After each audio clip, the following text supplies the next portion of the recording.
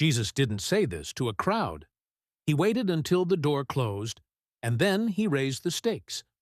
What he says next about marriage, divorce, and remarriage is culturally earth-shaking.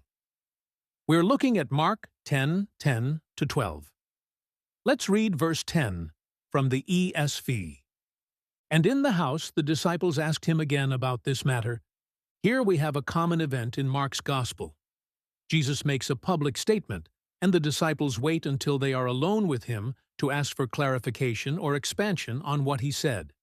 In this case, he turned a trick question about divorce into a chance to focus people on God's ideal intention for men and women. And now the disciples ask for more. On to verse 11. And he said to them, "Whoever divorces his wife and marries another commits adultery against her." There are huge implications to what Jesus said here. Look at the last two words in the verse, against her. So Jesus said that divorcing your wife and marrying another woman results in committing adultery against your ex-wife. In the 1st century and most of human history, adultery was considered a crime against another man. If a man cheated on his wife, it was a violation against the other woman's husband, if she was married, or her father if she wasn't. But just like Jesus reframed the discussion of divorce with the Pharisees, he now reframed the victim of adultery. Why is it against her?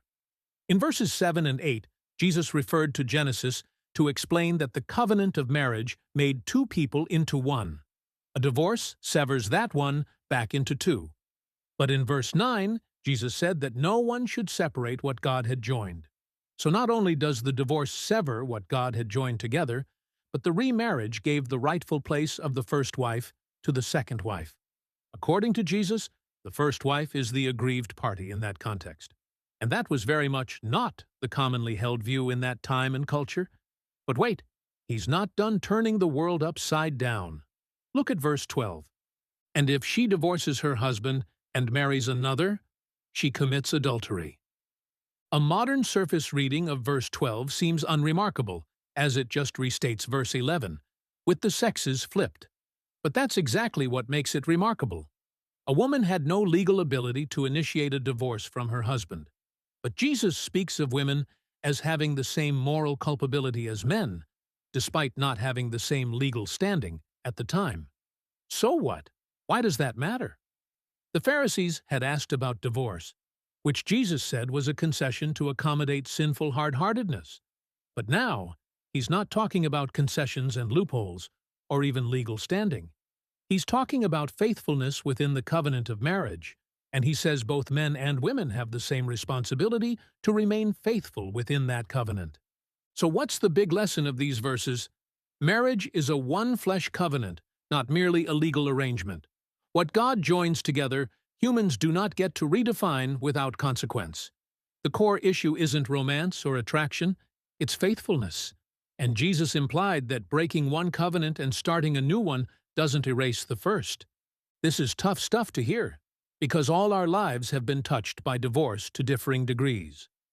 One reaction we can have is to stop reading the Bible and shy away from thinking about this painful topic, thinking it will alleviate a sense of guilt or shame we may have. But the truth is the truth, even if we stop reading it. And a part of the truth of the gospel is that we all have sinned and fall short of the glory of God. But forgiveness and restoration is available to sinners in Christ. We who have done wrong and have been wronged can be made right and righteous through the offering of Jesus on our behalf. Next time, the disciples try to stop some pesky kids from approaching Jesus. Thanks for watching this video. Please share it with someone today.